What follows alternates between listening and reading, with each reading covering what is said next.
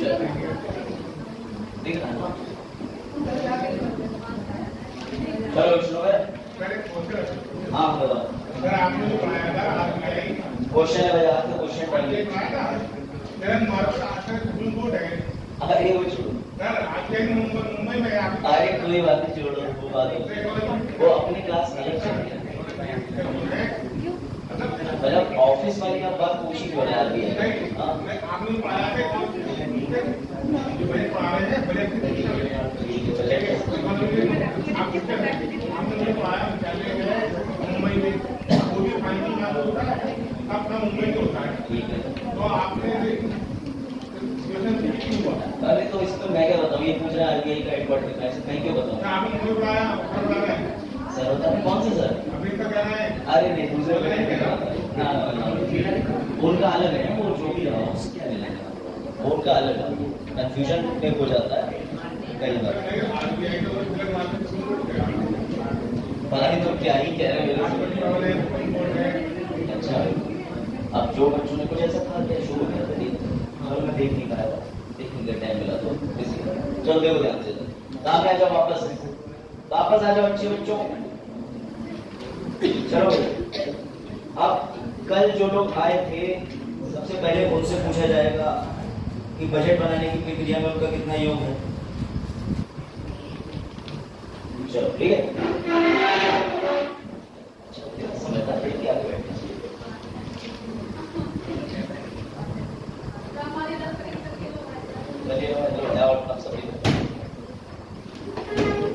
अपने हिसाब से एडजस्ट वजाहत आप उधर देखे सामने गंभीर धाराएं बनती है।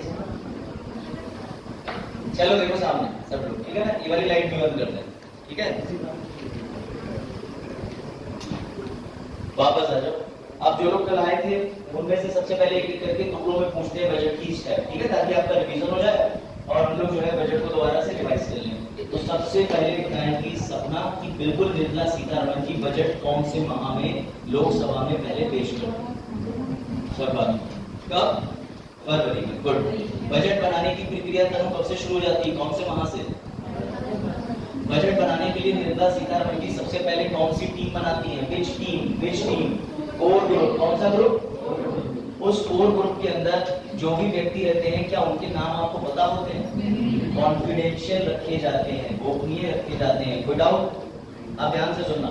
अब बजट बन गया, हमारी कोर टीम बन गई। बजट से भी पहले कोर टीम ने अपना काम शुरू कर दिया और मैंने आपको कल कुछ चीजें बताई थी कि पहले भारत में संयुक्त बजट निकाला जाता था कभी, अभी 2017 तक, यानी 2016 को जो बजट आया था लास्ट बार, वो रेल का और कैसा, ये जो सामान्य बजट है कैसा आया था, अलग अलग। इसको एक साथ करने की ओपिनियन किसने दी?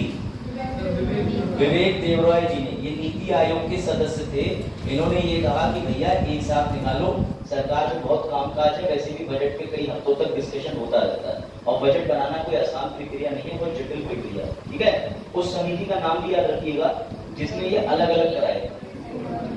एक कराने वाले विवेक देवरॉय, अलग अलग कराने वाले एकवर्ट समिति। लो हिंदी वर्ड ये देखो, ठीक है? भारतीय रेलवे के एकीकरण और राष्ट्रीयकरण की सिफारिश इन्होंने ये की थी। 1924 में रेलवे के वित्त को अलग कर दिया गया, इस प्रकार चलता रहा। ये सब कब चला? अलग अलग। इंडिया में 2017 से पहले 2017 में आ जाओ, 2017 में संयुक्त बजट जो है वो निकाल दिया गया। तब से लेकर आज तक बजट कैसा आ रहा है? संयुक्त आ रहा है। कैसा आ रहा है? कोई इश्यू इसमें किसी को? चलो बात, बजट बहुत ही स्वाभाविक चीज है। बजट आप अपने घर पे भी बनाते हो नहीं?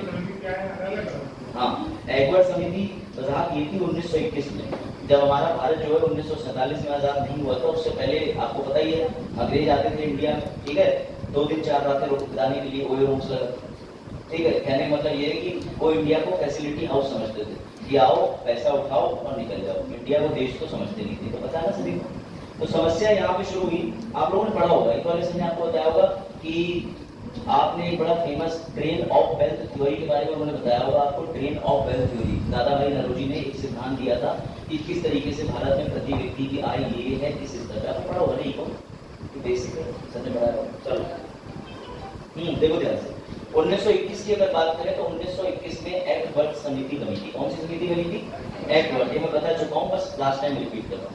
इसने ये कहा था कि 75% राजस्व तो रेलवे से आ जाता है, तो बजाय इसने क्या कर दिया था, इसने रेलवे और जनरल बजट को एक कराया था कि अलग अलग, और उसके बाद में ये सिस्टम अलग अलग चलता रहा। लेकिन एक दिन विवेक देवराय जी उठे नीति आयोग से, उन्होंने कहा कि अलग अलग मत करो, इसको बजट को कैसे निकालो, कॉमन निकालो। तो जो कॉमन निकालने की बात हुई वो बात हुई है 2017 से। इसके लिए गवर्नमेंट सर्कुलर आता है, वो गवर्नमेंट सर्कुलर ये रहा, और ये एक आतारांकित प्रश्न है जो पूछा था सदस्य ने। ठीक है, ये सब कवर कर चुके थे, इसके आगे चल रहे हैं, इतना डिटेल इसमें नहीं डिस्कशन करना। ये बॉक्स याद रखिएगा, ठीक है, कि मनी बिल की परिभाषा के अंदर ये आता है। जस्ट हेलो,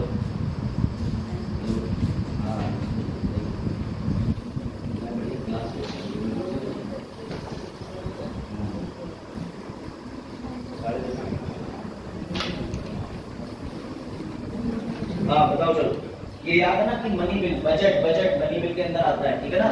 बजट भी एक विधेयक है, लेकिन कौन सा विधेयक है? साधारण है, मनी बिल है, 58 कौन सा? धन विधेयक। क्यों है ये भी तुम्हें पूरी प्रोसेस में समझ आएगा। हम लोगों ने ये बेसिक चीजें समझी थी, उसके बाद हम आगे बढ़े थे कि भाई बजट क्या है क्या नहीं, ये भी सब छोड़िए। बजट को लागू करने के 2 चरण होते हैं, यानी बजट एक में बनाया जाता है, एक में एनफोर्स इंप्लीमेंट लागू किया जाता है। बजट कब पेश होता है? फरवरी के पहले हफ्ते 2024 में। इसे बनाने का काम शुरू हो जाता है अगस्त और सितंबर से। सबसे पहले आदरणीय सीतारमण जी क्या करेंगी, या वित्त मंत्री जो भी हो, वो फाइनेंस सेक्रेटरियों की टीम को बुला लेंगे कि आ जाओ सब आ जाओ। फिर उसके बाद एक कोर टीम बनाएंगे। ये जो टीम बनती है, इस टीम की सारी जानकारी गोपनीय रहती है, ठीक है, ये ध्यान रखना। ये टीम अभी जाकर के आगे इसको बंद कर दिया जाएगा, नॉर्थ अपार्टमेंट। उसके बाद जब ये टीम बन जाती है तो मैडम इस टीम को बनाते समय एक परिपत्र निकाल देती है जो टीम के लोगों के लिए बुलाया जाता है, और एक निकालती है विभागों के लिए। कौन कौन से विभाग? खेल मंत्रालय, शिक्षा विभाग, विभिन्न विभागों के लिए। और जब मैडम ये सर्कुलर बनाती है इस तरीके का, तो सर्कुलर बनाने में कंफ्यूज मत होना, ये सर्कुलर अकेले वित्त मंत्रालय नहीं बनाता, ये बनाता है आर्थिक मुद्दों पर काम करने वाला डिपार्टमेंट। ये दोनों मिलकर निकालते हैं, ठीक है, ये दोनों मिलकर निकालते हैं। अब यूपीएससी तुम्हें कंफ्यूज करने के लिए अगर यहाँ पर लिख दे हल्के से department of printing machine of parliament, तो क्या वो नहीं होगा? होगा, कंफ्यूज मत होना। हो सकता है यूपीएससी डाल दे कि भैया प्रिंटिंग डिपार्टमेंट ही कराता है, तो क्या बुराई है, डिपार्टमेंट ही तो कराएगा। अब ऐसा तो है नहीं कि वो इतने बड़े बजट सर्कुलर को भेज देंगे पीडीपी में, यूनिवर्सल फोटो कॉपी पे जाओ जरा 4 कॉपी कराना, स्वाभाविक सी बात है। तो उन्हीं का डिपार्टमेंट होता है जो ये सारे काम देखता है। नो डाउट कुछ चीजों में एक्टिव रहना पड़ता है।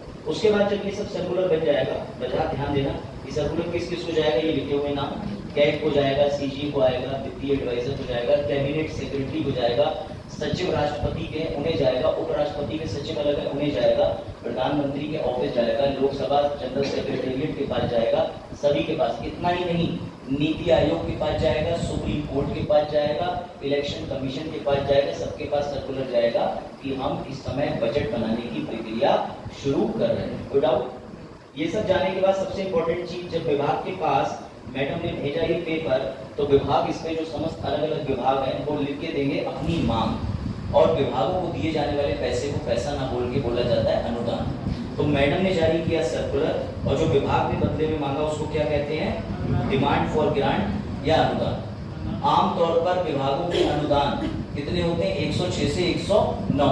लेकिन याद रखना बीपीएससी घुमा देता है, बीपीएससी कंफ्यूज कर चुका है। 106 से 109 आंसर नहीं बनेगा इस प्रश्न का। क्यों? क्योंकि कोई भी विभाग एक से ज्यादा अनुदान मांग सकता है। कोई डाउट? ये चीज समझ गए? ये सब कवर कर लिया था, आगे बढ़ते हैं। उसके बाद मेन चीज ये थी कि जब मैडम ने डिपार्टमेंट को पास में लेटर भेजा, सर्कुलर भेजा, तो जितने भी डिपार्टमेंट थे उन्होंने अनुदान की मांग का एक अपनी तरफ से ब्यौरा भेज दिया। जब मैडम के पास ब्यौरा आ गया तो मैडम के पास में खर्चा विभाग है या व्यय विभाग, उन्होंने उसको देकर के कहा कि तुम ये 4 चीजों पे थोड़ी सी रिसर्च करके और जरा निकाल के दो एक रफ बजट या एक कॉपी निकाल के दो कि इस साल विभागों का खर्चा कितना हो रहा है और कितना खर्चे का एस्टीमेट हमें बना लेना चाहिए। इसको आप ऐसे ले लो, दिवाली आ रही है या होली आ रही है, कोई होली वाला नहीं, होली भी आ रही, दिवाली के बाद शरण को होली ही पसंद है, क्योंकि गुलाल दूर से थोड़ा नहीं जाता, गुलाल पास जाती है, खरीदा जाता है, खरीदा दुष्टों खरीदा दुकान पे, पटाखे की दुकान पे जाके पास से खरीदे जाते हैं। चलो देखो तो उसके बाद ये हुआ भैया जो खर्चा विभाग है, व्यय विभाग है, वो क्या करता है, उसके पास खर्चे तो पूरे होते हैं, लेकिन वो जितनी भी बाकी की चीजें हैं उनका एस्टिमेट बनाता है। जैसे उसे ये पता चल गया कि शिक्षा विभाग को हमने 1500 करोड़ दिए थे, 1200 करोड़ का हिसाब आ गया, 300 करोड़ का आज तक पता नहीं चला कि गाय खा गई कि भैंस खा गई कि बच्चे खा गए, समझ गए। तो इस तरीके से घोटाले भी पकड़ में आ जाते हैं, लेकिन ये सारी रिपोर्ट कॉन्फिडेंशियल रखनी होती है, ये भी ध्यान रखना। तो ये 4 तरीके के एस्टिमेट है, इसी ट्रिक में तुम्हें कल बता चुका हूँ, आरओ बैच मतलब आरओ वर्ग जो भी है ट्रिक बना रहा है, ठीक है। उसके बाद ये है 4 तरीके के, इसे याद रखना।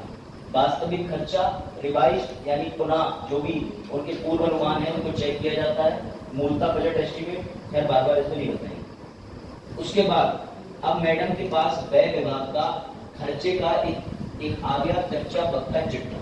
अब मैडम को इस मीटिंग से पहले ये पता चल चुका है सरकारी विभागों को कितना पैसा चाहिए, हमें सरकारी विभाग को कितना पैसा देना है। लेकिन सिर्फ सरकारी विभाग से तो देश नहीं चलता, देश चलता है व्यापारियों से, बैंकों से, फार्मर से, इंपोर्टर से, एक्सपोर्टर से, इनका भी योगदान है कि नहीं है? बताओ, इधर आगे सब लोग बैठे हुए हैं, शिवांगी बताओ क्या लगता है बिजनेसमैन देश को चला रहे हैं कि नहीं चला रहे हैं? चला रहे हैं। आज एक बिजनेसमैन इंडिया में खड़े होकर कहते हैं मैं इंडिया में दूध सप्लाई नहीं करूंगा, सरकार नहीं कर पाएगी। बिजनेसमैन को पता है ना कि पैसा कैसे लगाना है, कैसे निकालना है। सरकार अपनी योजना को कार्यवाहन करने में ही बहुत सुस्त हो जाती है कभी कभी। अब ये देखो ध्यान से, जब मैडम ने सारी मीटिंग करी तो इस मीटिंग की खबरें आना शुरू हो गई और अब मीटिंग शुरू हो चुकी है। लांची देखो सामने, ये सारी मीटिंग शुरू हो गई, ठीक है। लांची भाई चप्पल देखो पैर हमारा गोरा है, इधर छुपा दिया ना, देखो पैरों को नजर लग गया। चल देखो, अरे मजाक कर रहे थे, समझ के बोलो। उसके बाद वित्त मंत्रालय 10 अक्टूबर, ठीक है ना। फाइनेंस मिनिस्ट्री क्या करेगी भैया, उसके पास जितनी भी बैठकें हैं और ये रही बैठकों की लिस्ट, इसका गवर्नमेंट सर्कुलर भी आता है। ये बैठकें ऐसा नहीं सिर्फ अखबार वालों से पता चलती हैं, सरकारी वेबसाइटों पे सरकार अपडेट करती है कि इस तारीख से प्री बजट यानी बजट बनने से पूर्व मीटिंग, समझ लो, कार्यशालाओं का आयोजन किया जाता है। इन कार्यशालाओं का नोटिस जाता है इन सब लोगों को। किसानों से बात करते हैं, हाँ जी करते हैं। उसके अलावा शिक्षा, एक्सपोर्टर, इंपोर्टर, ये रहे किसान संगठन, सरकार से गेहूं अन्य कृषि वस्तुओं पर निर्यात प्रतिबंध हटाने को, ठीक है। एमएसपी डिसाइड होती है, मिनिमम सपोर्ट प्राइस, मैंने कल आपको एक आइडिया दिया था, ठीक है। बाकी आपने इनको में देखा होगा, इंपोर्ट एक्सपोर्ट में एक चैप्टर है, आपने ट्रांसपोर्ट पढ़ा होगा, तो अलग अलग तरीके के ट्रांसपोर्ट का तरह क्या है, करंट क्या है, आर्थिक सर्वेक्षण क्या है, भारत में ट्रांसपोर्ट की भूमिका क्या है, ट्रांसपोर्ट पिछले 10 सालों में गिरा है, उठा कितना है, इंडिया की इकोनॉमी में ट्रांसपोर्ट की कितनी भूमिका है, किस देश से आयात निर्यात ज्यादा होता है, ये उस चैप्टर में देखिए, डाउट पढ़े। उसके बाद समझो, अब मैडम के पास आ गई एक रफ शीट। ये रफ शीट बड़ा इंपॉर्टेंट है, इस पे अगर क्वेश्चन बना तो समझ लेना कि बजट मीटिंग के बाद ब्लू शीट जारी होती है, ना कि बजट मीटिंग से पहले। इस ब्लू शीट को कुल मिलाकर के दर्जा प्राप्त है बजट का, ये ध्यान रखना, दर्जा प्राप्त है बजट नहीं है, क्योंकि इसमें मैडम को एक आइडिया लग जाता है कि देश क्या मांग रहा है, सरकार क्या मांग रही है, सरकारी विभाग क्या मांग रहे हैं और कितना खर्चा करना है। इसीलिए इस ब्लू शीट को मैडम के हाथ में आने के बाद तत्काल जला दिया जाता है, नष्ट कर दिया जाता है। समझ में आई बात? समझ में आई बात? इधर समझा?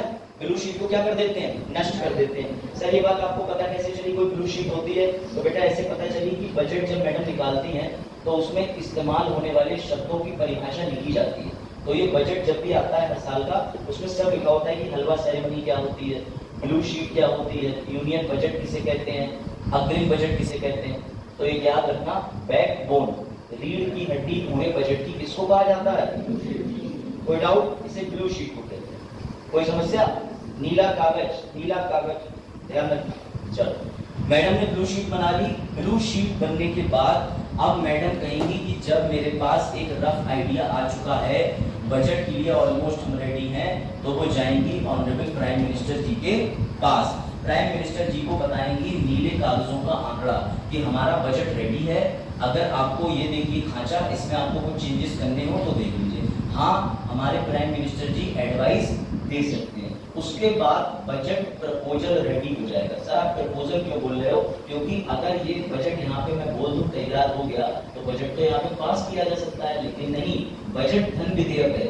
अल्टीमेटली वित्तीय मंत्रालय से वित्तीय मंत्री को प्रस्तुत क्या करना है? प्रस्ताव। तो याद रखना, कंफ्यूज मत होना।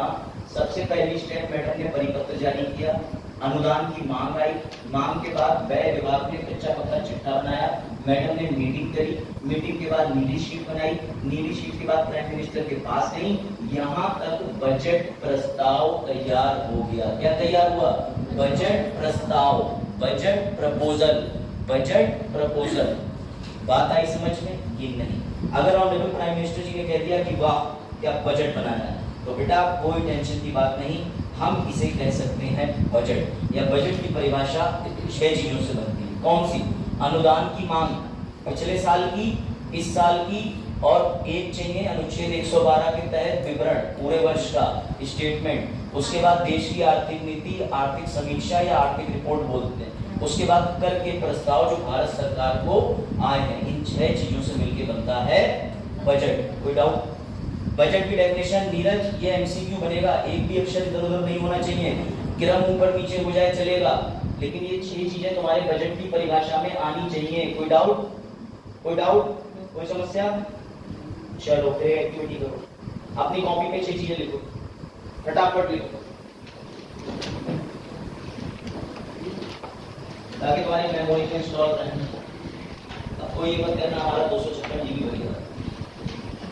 लिखो लिखो, बजट में कौन सी 6 चीजें थी जो अभी बताई, जो तुम्हारे दिमाग में रहे? भाषा थोड़ी आगे पीछे चलेगी,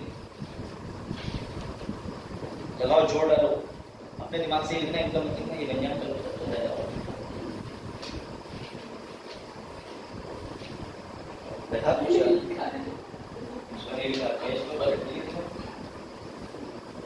जो तुम्हें याद है वैसा लिखो। लिखो लिखो, तुम्हें ऐसे बीच बीच में जगाते रहना पड़ेगा, मुझे सो जाओगे। 6 चीजें तो है, 1 मिनट और देता हूँ बस एक्स्ट्रा, 1 मिनट में लिख दो। कुछ चीजें रटने की होती है यूपीएससी में, क्यों बनना हमने ऐसे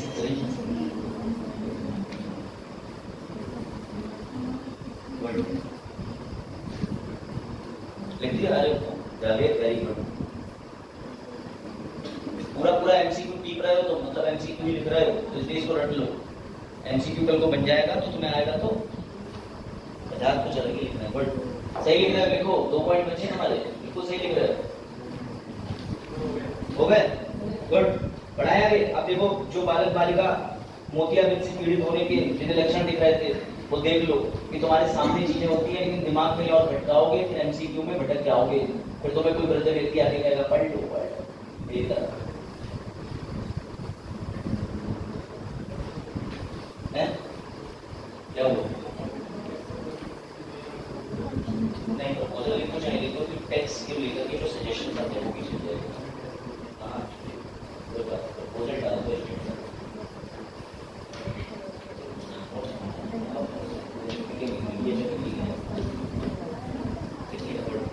लिख लिया? हो गया? ऐसे करके चीजें रटी जाएंगी, कुछ चीजें तो रटनी पड़ेगी, ठीक है? चलो भाई आगे आ जाओ। कौन आ गया? तो हो गया। अच्छा आ जाओ लोग। ट्रेन से आए हो? ट्रेन से उतर के बाइक से आए हो? बस से? अब तुम्हें एक एमसीक्यू और बना दे रहा हूं मैं। लो ये एमसीक्यू और समझ लो। ये तुम्हें वैसे तो पढ़ाया होगा इकोनॉमिक्स में जरूर सर ने, लेकिन मैं तुम्हें एक एमसीक्यू तैयार करा दे रहा हूं। मैं डीप नहीं जाऊंगा। बजट आने से पहले इकोनॉमिक सर्वे आता है, पता है कि नहीं? पता है कि नहीं? इकोनॉमिक सर्वे क्या होता है बताओ मुझे बच्चों, ये तो पढ़ी है ना सबने। क्या होता है इकोनॉमिक सर्वे? बताओ तेज प्रकाश, क्या होता है? Very good. रेगुलर थे क्लासेस में? ताली बजाओ यशवी, एक्सीलेंट। ये शो करता है दैट यू आर रेगुलर और irregular in any class, doesn't matter. लेकिन अगर तुम्हारा ज्ञान है तो ज्ञान दहाड़ेगा। समझ गए बात को? तो बिल्कुल ठीक आंसर दिया। लेकिन अब एमसीक्यू समझ लो। इकोनॉमिक सर्वे प्रस्तुत कौन करता है? इकोनॉमिक सर्वे की जांच कौन करता है? स्वीकृति कौन देता है? ये पूरा आर्टिकल इंपॉर्टेंट है, मैं एमसीक्यू बनवा दे रहा हूँ। क्योंकि बजट तो तुम जान चुके कि हमारी जो मिनिस्ट्री है, डिपार्टमेंट है इकोनॉमिक अफेयर और मिनिस्ट्री है फाइनेंस की, उसकी भूमिका होती है। लेकिन इकोनॉमिक सर्वे में तुम कंफ्यूज हो जाओगे। पहले ये पढ़ो हिंदी वाला।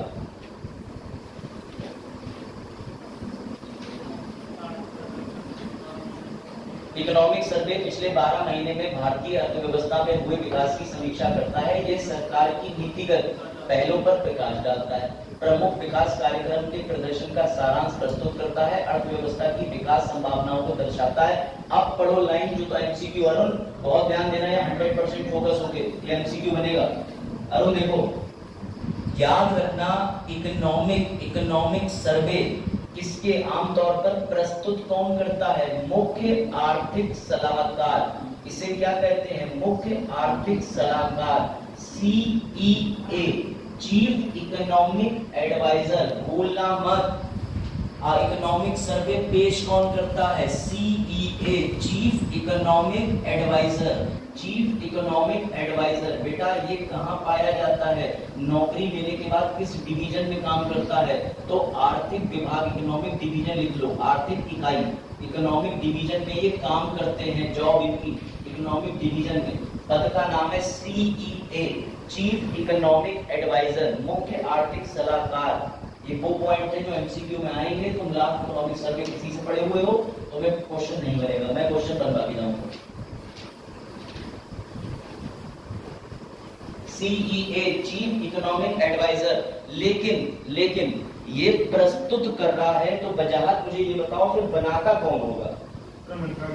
कौन बनाता होगा बेटा? ये लो एक और नाम, CEA का DEA बनाता है, यानी department of economic affair. CEA प्रस्तुत करता है लेकिन DEA बनाता है, यानी कौन सा? Department of economic affair. तो मैं कनेक्शन याद रहेगा कि CEA प्रस्तुत कर रहा है, और ट्रिक बना के रखना क्योंकि C के बाद D आ रहा है लेकिन D पहले बना रहा है, तो कंफ्यूज मत होना। मुख्य आर्थिक सलाहकार साहब का विभाग ये रहा, इकोनॉमिक डिवीजन यानी department of economic affair DEA बनाता है और CA साहब पेश करते हैं। ये पूरा एमसीक्यू तैयार होगा, ये बहुत आ चुका है एसएससी में प्रीवियस में। ध्यान देना, CHSL और CGL दोनों इधर तुम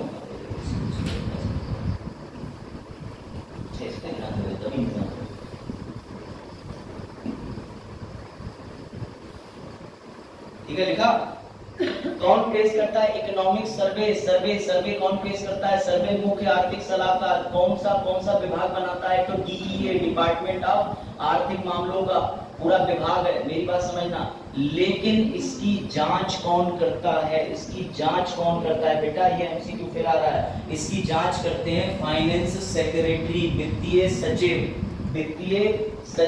फाइनेंस सेक्रेटरी।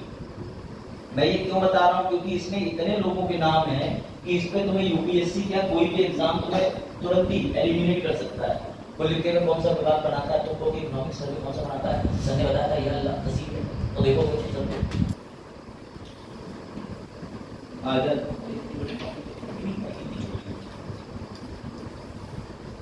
मैं जा रहा हूँ पर जा रहा दिमाग के नहीं जा रहे।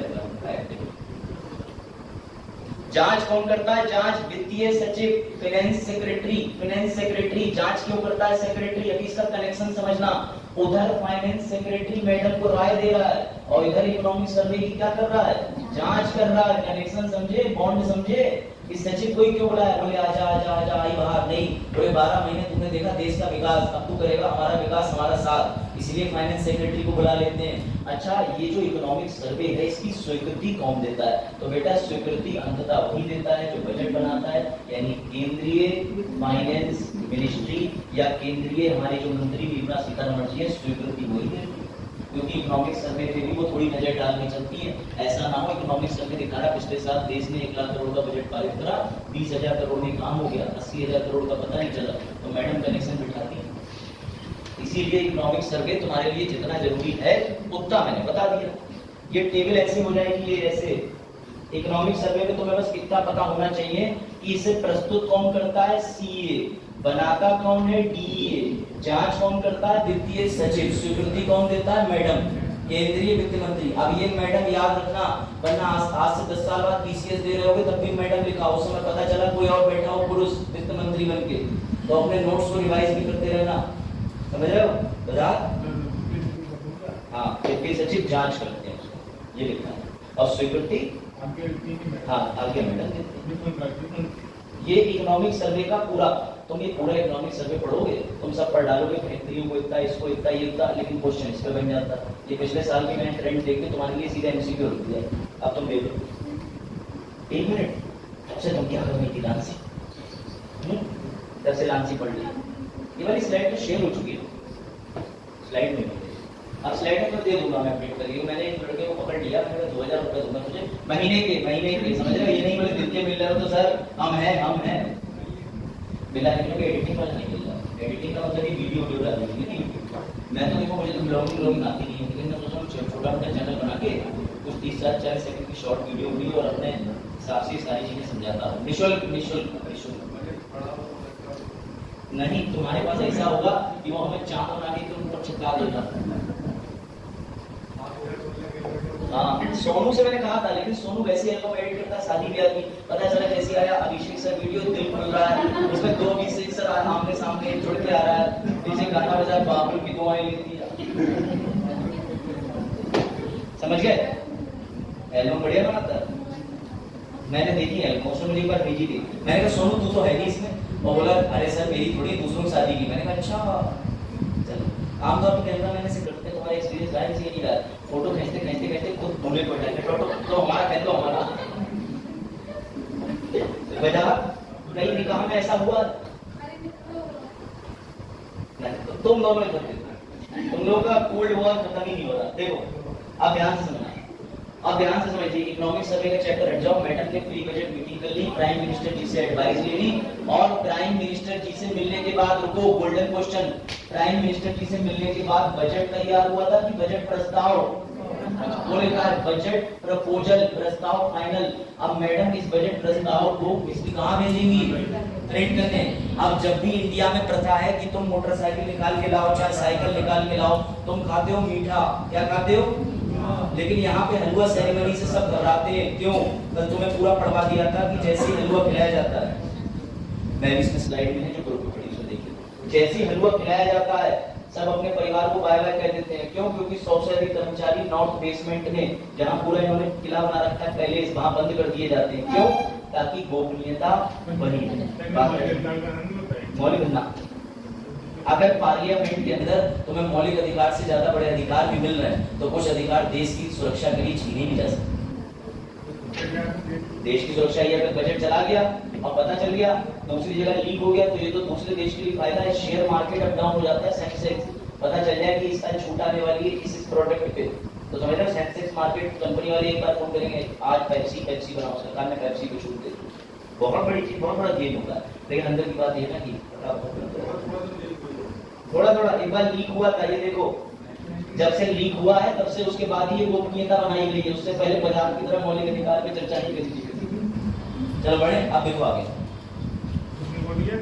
नहीं, अब देखो, जब हलवा भैया ओवर हो गया तो कैबिनेट सेक्रेटरी के जरिए खबर पहुंचवा दी गई। कैबिनेट सेक्रेटरी के जरिए क्यों पहुंचा दी? क्योंकि मैडम के पास सेक्रेटरियों की पूरी टीम थी जो बजट में काम कर रही थी। शुरू में लिया था ना यूनियन सेक्रेटरी, ध्यान हो तुम्हें, समझे? मोदी अभी चश्मा हटा के देखो। उसके बाद लोकसभा के अलग सेक्रेटरी जनरल होते हैं, राज्यसभा के सेक्रेटरी जनरल अलग होते हैं। मैडम ने क्या करा, ये खबर कैबिनेट सेक्रेटरी ने दी सेक्रेटरी जनरल को, और खबर एक से दूसरे पे इधर से उधर होनी होती है, चाहे कितना मना कर लो, तो भैया सेक्रेटरी जनरल लोकसभा के पास भी खबर पहुंच जाती है। पहुंची कि नहीं? उसके बाद स्पीकर के पास जाती है। अब स्पीकर मतलब कौन? स्पीकर का मतलब लोकसभा स्पीकर, क्योंकि सबसे पहले कौन से हाउस में पास होगा? लोकसभा में, क्योंकि वित्तीय विधेयक में गिना जाता है। उसके बाद स्पीकर साहब प्रेसिडेंट को कहेंगे कि प्रेसिडेंट साहब दिन मुकर्रर कर दीजिए, बजट पेश करने का दिन आया है। तो इसका मतलब इन्होंने जो राष्ट्रपति के पास भेजा, राष्ट्रपति जी ने ठप्पा लगाया, उसे कहते हैं बिल प्रस्तुत करने से ली गई पूर्व अनुमति। और वित्तीय विधेयक का भी आधार क्या होता है कि वित्तीय विधेयक पेश करने से पहले किसकी अनुमति लेते हैं? राष्ट्रपति की। तो यानी ये मनी बिल है, ये दोबारा प्रूव हो गया। क्यों मनी बिल है? क्योंकि इसमें भी हम पेश करने से पहले राष्ट्रपति की अनुमति ले रहे हैं। ध्यान से देना, कंसेप्ट का पार्ट है। अब आ रहे हैं मेन चीज पे। अब तो मैं अभी और दिल दहलाने वाले सीन आने वाले, देखो ध्यान से। तो बजट के 2 चरण थे, समझ गए? ये कल देखा नहीं था ना तुम लोगों ने? देख लो, देखिए आज जो बच्चे आए उन्होंने नहीं देखा था, कल नहीं आए थे उन्होंने नहीं देखा, आज जो आए वो देखो। तो देखो भाई ऐसे मतलब था, ठीक है? ठीक है, हो गया, समझ नहीं आ रहा कुछ तो इसमें तुम्हारी गलती नहीं, तुम्हारी गलती कॉलेज है नहीं। सोनू इससे कहीं ज्यादा गुना खराब तो अच्छा दिखता क्या है तेरा? मैं भैया ऐसे कह रहे थे क्लास में, तो तू कहाँ जाकर कैसे कहता? चल भी अच्छे बच्चे, ठीक। ऐसे अच्छे बच्चे तुम्हें लग रहे हैं? जब बुरे पे तुम सोनू बना रहे थे, सोनू तो अच्छा इतना अच्छा दिखता है, अब इसमें तुम्हें लिखा है। चलो अब आगे ध्यान से देखो सर, अभी जो हमने करा था वो क्या था बेटा? वो बजट बनाया था। बजट लागू करने का और दुख है, बजट लागू करने की स्टेप अलग है। अब लेकिन ये उससे काफी कम समय में हो जाएंगी। अगले 10 मिनट में तुम बजट बना दोगे पूरा। कैसे? देखो, सबसे पहले हमारी ऑनरेबल सीतारमण जी को राष्ट्रपति से पूर्व अनुमति लेगी। अब वो कुछ दिन की छुट्टी पे चली जाएंगी। क्यों चली जाएंगी? क्या अभी छुट्टी पे जाएंगी? नहीं जाएंगी, कल बताया था। अब वो जाएंगी, राष्ट्रपति जी ने जो डेट दी है वो डेट पे लोकसभा में क्या करेंगी? प्रस्ताव को रखेंगी, पढ़ेंगी, और प्रस्ताव रखने पढ़ने के बाद बजाव बताओ, क्या राज्यसभा में भी ये प्रस्ताव जाएगा? क्यों जाएगा?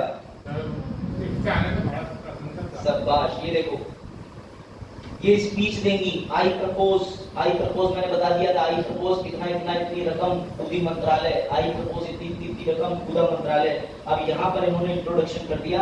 यहाँ पॉलिटिकल क्रिटिसिज्म हो सकता है कि हमारी सरकार ने 75 साल में सिलेंडर के रेट रखे 400 रुपए, तुम्हारी सरकार में 1200 हो गए, ये सब ये चलता है, लेकिन इससे कोई फर्क नहीं पड़ता।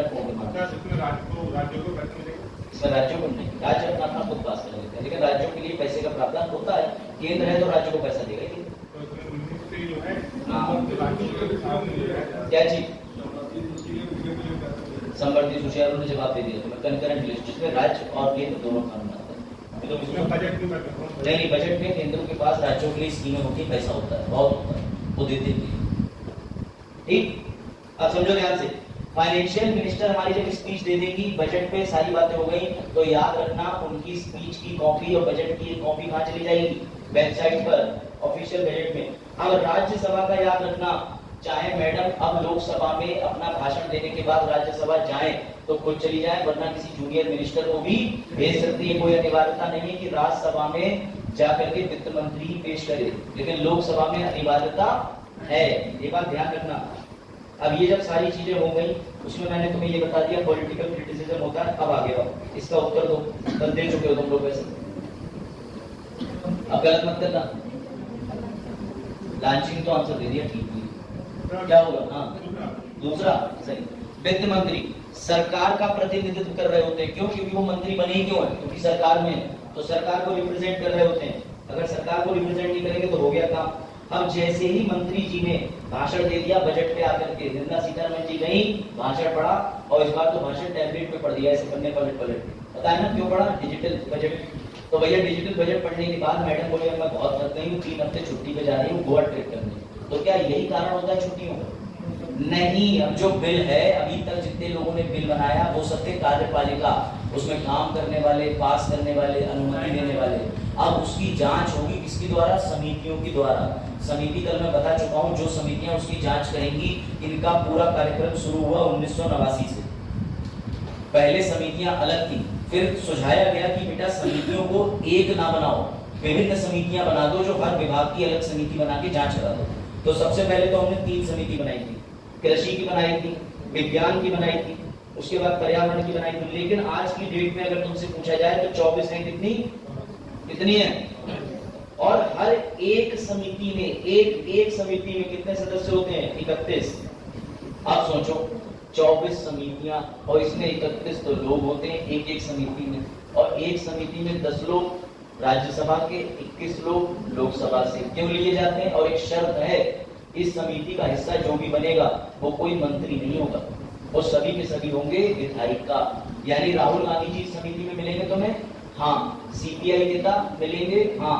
कपिल सिब्बल, शशि थरूर, ऐसे लोग मिलेंगे? क्योंकि वो विपक्ष तो हैं लेकिन वो कोई मंत्री नहीं है, और लोकसभा राज्यसभा दोनों के सदस्य तुम्हें मिल जाएंगे। कोई डाउट? ये समितियां क्या करेंगी? तो इस समिति के बारे में यही भूमिका इसकी। इसमें विपक्ष की कोई संख्या सीमित नहीं, बस सदस्यों की राज्यसभा से 10, लोकसभा से 21, टोटल बने 31। समितियों की संख्या कितनी है? 24। ये देखो इसकी भूमिका क्या है? डीआरएससी की, इसे कहते हैं विभागीय स्थायी समिति। विभागीय स्थायी समिति ये मंत्रालय और विभागों से संबंधित बिलों की जांच करता है, सरकार की कार्यकारी और वित्तीय जवाबदेही सुनिश्चित करता है, जटिल और तकनीकी विधायिका और नीतिगत मुद्दों को डीआरसी को संदर्भित करता है। सुन लो, डीआरसी में इसमें अध्यक्ष कौन होगा? इसकी नियुक्ति लोकसभा अध्यक्ष द्वारा की जाती है। मंत्री डीआरएससी के सदस्य बनने के पात्र नहीं है और मंत्री बनने पर सदस्यों को अपनी सीट छोड़नी होगी। अन्य प्रकार की समितियों में शामिल है स्थायी, उप समिति, चयन, ये सब अलग इन्होंने दी है समितियां, लेकिन ये एक तरीके की स्थायी समिति बोली जाती है। विभागीय स्थायी समिति, आसान कर दो। 24-31 का मतलब 31 एक समिति में सदस्यों की संख्या, समझ गए? लोकसभा से 21, राज्यसभा से 10। बिटाओ अब ध्यान से सुनना, इस साल शिक्षा विभाग ने पैसा मांगा है, तो शिक्षा विभाग ने जो पैसा मांगा था वो अलग विषय था। अब शिक्षा विभाग को देख रेख करने वाली टीम बैठेगी लोकसभा राज्यसभा के सदस्यों की। इधर देख लो दोनों लोग, ग्राफ को देखा देखो सामने, कोई बात नहीं, देखो ध्यान से सुनना। अब मान लो शिक्षा विभाग ने पैसा मांगा, पैसा तो डीआरएससी शिक्षा विभाग की बनी हुई होगी, वो देखेगी कि शिक्षा विभाग ने जो पैसा मांगा है और इन्होंने जितना पैसा आवंटित करा है बजट में, क्या ये सही है कि नहीं है, कहीं भ्रष्टाचार का तो कोई पहलू नहीं है। और ये हमारे उस नियम को भी जस्टिफाई करता है कि कार्यपालिका किसके प्रति उत्तरदायी है, विधायिका, क्योंकि इसमें जितने भी लोग बैठे हैं वो कार्यपालिका नहीं है, कोई मंत्री नहीं है, सबके सब क्या है, विधायिका। कोई डाउट? सर ये कितने साल तक काम कर सकती है, इसके सदस्य कितने साल तक रह सकते हैं, 1 साल, क्योंकि बजट भी कितने साल काम करता है, सिंपल सा लॉजिक है। बजाज ये स्थायी समिति कितने वर्ष के लिए बनती है, वेरी गुड। बजट 5 साल में कितनी बार बजट बनाया जाएगा देश में, 6 साल में, 3 साल में, 2.5 साल में, 3 बार। कोई बात नहीं है। फरवरी आ गई होगी तो फरवरी आ गई होगी तो फरवरी आ गई होगी तो फरवरी चली गई होगी तो कभी तुम लोग में ट्रेन पे और अपनी मम्मी को फोन मिलाना, तुम्हारी मम्मी समझेगी तुम बैठे हो, और अगर तुमने हवा आ रही है, अरे तुम कहाँ खिड़की की जगह तुम दरवाजे पे बैठे हो, तुमसे कहेगी अंदर चले जाना, और तुम अब बचाओ तुम्हें वॉशरूम तक जाना है तो तुम होते हुए जाओगे, वहाँ गेट ही ऐसा लगा होगा। तो मेरे साथ बहुत होता है। मैंने आई वॉज एमपी, मैं एमपी जा रहा था और मेरे पापा ने मुझे फोन करा, उन्हें सरसराती हवा आई और नेटवर्क कट गया। उसके बाद चाचा ताऊ रिश्तेदार 30 मिनट में सबके फोन आ गए, लड़का आज गिर गया ट्रेन से, आज मिलेगा नहीं, लड़का आज मिलेगा नहीं। हमने खो दिया हमारे घर का एक चिराग, बारिश चल रही है। थोड़ी देर बाद भाई बारिश अपने हाथ धो के फोन कर रहा, हाँ पापा बताओ क्या कह रहे, बोले कहते कम से कम मैसेज तो करते थे। मैंने कहा मैं दोनों हाथ क्यों धो रहा हूँ, ये मैं और ट्रेन ही चलो देखो ध्यान से, आ जाओ।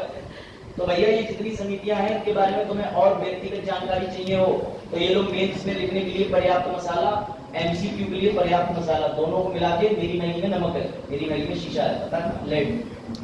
चलो भाई ये आ जाओ, देखो ये समितियां कुछ ऐसी होती हैं, ये अपनी रिपोर्ट पेश करती हैं कि हमें मिले थे 2 विषय, हमने बिल चेक करे 10, पर हमें 6 बिल अच्छे लगे तो हमने 23 बिल जांच कर दिए। तो आप कहोगे ये कौन सी गणित है? तो भैया ये कोई गणित नहीं है, ये ब्यौरा दिया हुआ होता है कि हमारे पास में जितने बिल आए, जितने ग्रांट आए, हमने उन ग्रांट को चेक करके ऐसी रिपोर्ट लगा। ये प्रैक्टिकल चीज मैं तुम्हें दिखा रहा हूँ, ये पूछते नहीं है एग्जाम में। तो सर ऐसी स्थायी समिति बाबा साहिब के टाइम से थी, हाँ बाबा साहिब इन कई सारी समितियों के देखो चेयरपर्सन है। इसमें से एक बार एक ग्रुप डी के क्वेश्चन में पूछ लिया था कि डॉक्टर बी.आर. अम्बेडकर जो है वो स्टैंडिंग लेबर कमेटी में जब रहे थे तो उसका मुख्यालय ऐसा कुछ ये वेन्यू कहाँ थी, पूछ लिया था, डेट दे करके ग्रुप डी में। तो ग्रुप डी में आने के चांस है, लेकिन यूपीएससी में मुझे नहीं लगता है रेलेवेंट हो, लेकिन पढ़ लेना। अब जब यूपीएससी असम के अंदर विधायक की वैल्यू कितनी है, अरुणाचल प्रदेश के विधायक की वैल्यू कितनी है, 700 है कि 1100, वो पूछ रही है, तो ये आंकड़े भी रख लेगा। चलो ठीक, गुलजारी लाल नंदा जी का नाम सुना है, बीबी गिरी का नाम सुना है? तो बेटा सिर्फ नाम नहीं सुना, ये काम भी करते थे इस समितियों से, ठीक है? हमने सुना था सर, एक दिन कोई बता रहा था। अब सबसे बड़ा सवाल, इस सवाल पे तुम्हारी 100% अटेंशन मिस नहीं होनी चाहिए। इसके बाद आ रहा है नया पार्ट जिससे तुम्हारे लिए सिर्फ इंटरेस्ट ही बचेगा। क्या ये डीआरएससी की सिफारिशें हमारे केंद्रीय वित्त मंत्री जी पर या बजट में बदलाव करने पर बाध्यकारी हैं कि नहीं? नो है। चलो अब मैं तुम्हें सिचुएशन देता हूँ, बताओ मुझे। सो तो नहीं रहा, पल्सर चला दे। देखो सवाल सुनो, सवाल। डीआरएससी वाले मेरे दोस्त, मैं हूँ वित्त मंत्री, मैंने कहा डीआरएससी, बोले हाँ। मैंने कहा तुम्हें 1 साल के लिए काम करना है, बोले हाँ। मैंने कहा कि मैं अपना बजट बना रहा हूँ, एक गलती हो गई, इसमें मैंने जो है 200 करोड़ रुपए निजी काम के लिए डाल दिए, तो जरा वो 2000 करोड़ कर दो। तो डीआरएससी का अगर बाई चांस 0.1% कोई भी सदस्य तुम खरीद लो या अपने फेवर में ले लो, तब कोई और रास्ता है डीआरएससी की सलाह से बचने का? नहीं है, इसलिए डीआरएससी की सिफारिशें हमने करी नहीं की बात दिखाई। दूसरी बात, अगर हमारे बजट मंत्री जी ने डीआरएससी की सिफारिशें मान ली, मान लो सारी सिफारिशें मान ली कि भैया जितनी भी सिफारिशें इन समितियों ने दी हैं हम मान लेते हैं, तब क्या होगा बजट बताओ। डीआरएससी समिति समझ गए कितनी थी? 24, एक समिति में 31 लोग। इन्होंने सलाह ये दी कि तुम्हें बजट में ये बदलाव करने हैं। निर्मला सीतारमण जी बोली ठीक है मैं ये बदलाव एक्सेप्ट कर लेती हूँ, मुझे अपने फायदे के दिख रहे हैं। हो सकता है कोई पर्सनल टच हो सकता है 10-12 समितियों में उनके अपने लोग बैठे हों, उनकी अपनी पॉलिटिकल पार्टी के लोग हों जिन्होंने बजट उनके हिसाब से कर दिया हो। बजाज के ऐसे चांस है तो क्या कैसे बचेंगे? बाबा साहब ने क्या निकाला होगा, क्या होगी? वेरी गुड, शाबाश, पढ़ो क्या लिखना? वोटिंग सुनो ध्यान से। डीआरएससी की सलाह के बाद भी बजट पास नहीं हो रहा। डीआरएससी समिति ने, फिर से मैं तुम्हें वापस लेके आ रहा हूँ, मेरे साथ बोलो। निर्मला सीतारमण जी ने सबसे पहले प्रस्ताव कब बनाया? अगस्त सितंबर। क्या जारी करा? परिपत्र किसके पास भेजा? विभाग के पास। विभागों ने बदले में क्या भेजा? अनुदान की मांग। जब ये उनके पास सरकारी मामलों का अनुदान आ गया और उन्होंने जो भी चाहिए था भेजने के लिए परिपत्र भेज दिया, तो उनका खर्च विभाग या व्यय विभाग एक बनाएगा छोटी मोटी रिपोर्ट। उस रिपोर्ट के बाद होगी बजट से पहले की मीटिंग होने के बाद बनेगी ब्लू शीट होने के बाद प्राइम मिनिस्टर जी के पास जाएगा। प्राइम मिनिस्टर जी कहेंगे जाओ जाकर के बिल पढ़ दो। पढ़ने के बाद में छुट्टी पे चली जाएंगी मैडम। नहीं, वो छुट्टी सिर्फ दिखावा है, डीआरएससी तक कागज पहुंचाना है। अब डीआरएससी ने उसमें जांच करी, डीआरएससी को लगा ये बदलाव बजट में कर लो, हमने वो सारे बदलाव कर लिए। फिर उसके बाद मैडम को स्पीकर महोदय के पास जाना होगा और स्पीकर महोदय के सामने सारे ग्रांट सारा मसौदा रखना होगा। अब करोगे तुम सब लोग जितने भी सदस्य हो उस पर वोटिंग। क्या करोगे? वोटिंग। फिर से समझो, पूरी स्टेप रिपीट नहीं करूंगा, ये डिब्बा दिखाऊंगा बस। ये देखो, हमने अभी 3 चरण पास करे। पहले निर्मला सीतारमण जी ने बजट नहीं पढ़ दिया, लोकसभा में भी पढ़ा, राज्यसभा में भी पढ़ा। उसके बाद जनरल डिस्कशन बजट पे क्या था? कुछ नहीं था, बस पॉलिटिकल क्रिटिसिज्म आ गया था, राजनीतिक अवहेलनाएं हुई थी कि सिलेंडर पेट्रोल के दाम बढ़े हुए थे। उसके बाद उन्होंने सभा को क्या कर दिया? स्थगित। 3 हफ्ते की छुट्टी पे चली गई। लेकिन वो छुट्टी पे नहीं, पर काम कौन कर रही थी? समितियां, जांच हेतु, स्क्रूटनाइज, इसको कहते हैं जांच करना। अब समितियां जांच कर चुकी हैं तो अगली स्टेप क्या है? कैसे? मैं तुम्हें बताता हूँ। अब जितनी समितियां हैं उन्होंने अपना काम कर दिया। एक दिन हमारे देश के वित्त मंत्री जी, बजाज तुम्हें बना दे थोड़ी देर के लिए, चलो अब हमारे बजाज को ले लेते हैं। बजाज है निर्मला सीतारमण जी, थोड़ी देर के लिए बजाज खड़े हुए और बजाज ने स्पीकर महोदय के समक्ष बड़ा अच्छी बात कही। ये खड़े हुए लोकसभा, और लोकसभा में इनके खड़े होने के बाद, चलो लोकसभा में इनके खड़े होने के बाद ये वहां पर जैसे ही बोले, अब समझना ट्विस्ट आ रहा है, अब तुम्हें पावर देने की विधायकों अब नहीं आना चाहिए। अब आया फिर वेट करती हूँ, कभी स्टक होता है जब एचडीएमआई में जो प्रॉब्लम है। मैं ये तुम लोग बड़ा दिख रहा है, अभी होता है ना अनुदान की मांग कौन सा अनुच्छेद में आता है? 113। वाह, जिन्हें दिख रहा है उन्हें अलग दिख रहा है, जिन्हें दिख ही नहीं रहा है उन्हें दिख ही रहा है। चलो आ जाओ। नहीं मांग कर ले, नहीं देवी तुमने अगर मांग करी तो बोलो तुम्हारी मांग बढ़े। अरे मतलब मांग बढ़ेगा मतलब तुम केवल दे देंगे। चरण तुम ही समझ रहा, बाकी सब देखा। चलो लोग ये समझो, अब यहाँ से तुम्हें एंजॉयमेंट वाला फेस आ गया, क्योंकि अब तुम्हें पता चलेगा कि क्या क्या होता है वास्तव में। समझो अभी आया नहीं आया, अब नहीं, इसका फोन आ गया देखिए, मोहम्मद जहरा वो है निजी मुद्दे उनके, देखो समझो ध्यान से। हाँ, उसके बाद ये हुआ कि अब भैया सब कुछ हो गया, हमारे जो देख रहे हैं, तो जैकी चैन का भी सिर आ गया, सिर पे खुजे आ गया, बोले अरे भैया क्या कराऊं मैं, क्या करूं, इतनी सब खुजली हो रही, अब तक बजट ही नहीं बन पा रहा है। बजट में इतना क्रॉस एंड चेक इसलिए हो रहा है क्योंकि देश का पूरा बजट जा रहा है, बन रहा है, समझ रहे हो? आप ध्यान से समझना, निर्मला सीतारमण जी गई लोकसभा में जाने के बाद उन्होंने कहा अब मैं जितने भी विभागों ने पैसा मांगा था उनकी समिति ने जांच कर ली, अब मैं उनके अनुदान की मांग जनता के सामने रख रही हूँ, लोकसभा में पढ़ूंगी। तो मैडम चिल्लाती हैं कि that ministry of defence be granted 50,000 crore that dash. अब इतने भी जितने सदस्य बैठे हैं वो टेबल ठोक के कहते हैं yes yes yes 50,000 crore budget को दे दो, ये पूरी प्रक्रिया चलती। फिर वो चिल्लाई कि द मिनिस्ट्री या दैट मिनिस्ट्री ऑफ बाल विकास अभ्युदय योजना शुड बी ग्रांटेड 10,000 टैबलेट। तो बच्चे चिल्लाए yes yes yes yes yes, फिर वजाहत का हाथ आया पीछे से ऐसे लहरा के बोले no no no, I demand cut motion, I demand cut motion. तो सबने देखा वजाहत की तरफ, बोले क्या शिकायत है इस व्यक्ति को? बोले जब मैं 2 साल पढ़ रहा था तब टैबलेट योजना नहीं आई, आज मैं खुद यहाँ पहुंच गया, लोकसभा सदस्य बन गया, तब तुम टैबलेट के बिल पारित कर रहे हो, बजट में टैबलेट जोड़ रहे हो। तो भैया ध्यान से समझना, जब मैडम ने पढ़ना शुरू करा कि शिक्षा विभाग ने 50,000 करोड़ मांगे, क्या सब सहमत हैं? तो बाजार विपक्ष थे, इन्होंने हाथ खड़ा करके डिमांड करी स्पीकर से, अध्यक्ष से लोकसभा के। क्या डिमांड करी? कि मुझे चाहिए कैंची। चुनाव चिन्ह कैंची नहीं है, कुछ कट नहीं रहा है, इसको सिंबॉलिक समझो, संकेतिक, पता चले। यस और लोग आपस में तेरा भी, अरुण तुम्हारा भी किचिक किचिक। चलो भैया देखो, यानी कि हमारे वजाहत जी ने अब सुनो, प्रस्ताव मैंने पढ़ाए थे, कंगारू बुलेटिन ये सब पढ़ाए थे, सारे प्रस्ताव नहीं पूरे करे थे, 3-4 छोड़ दिए थे, वो यहाँ कवर होंगे। क्यों? क्योंकि वो बजट के खिलाफ ही आते हैं। तो उसमें से विपक्ष ने मांग करी, हमें चाहिए कटौती प्रस्ताव। कौन सा प्रस्ताव? कटौती प्रस्ताव। ये बड़ा इंटरेस्टिंग है। अब कुछ बच्चे सोच रहे होंगे नहीं, मैं प्रपोजल की बात नहीं कर रहा, मैं की बात की तुम्हारे साथ भी हुआ, उसकी बात कर रहा हूँ। इधर से भी बात करेगा, लड़कियों को भी दुख है इस बात का। चलो देखो, समझो, कटौती प्रस्ताव देखे, कटौती प्रस्ताव, ठीक है। एक आई थी एमएक्स प्लेयर पे वेब सीरीज अपहरण, उसका टैगलाइन बड़ा अच्छी थी, उसकी टैगलाइन बड़ा अच्छी थी, वो डालना था मुझे इसमें ना, भूल गया था, मिस कर गया। उसमें बड़ा अच्छी टैगलाइन थी, मैं स्लाइड में ऐड करूंगा। अपहरण 2 एपिसोड जरूर देखें, सबको समझ आएगा।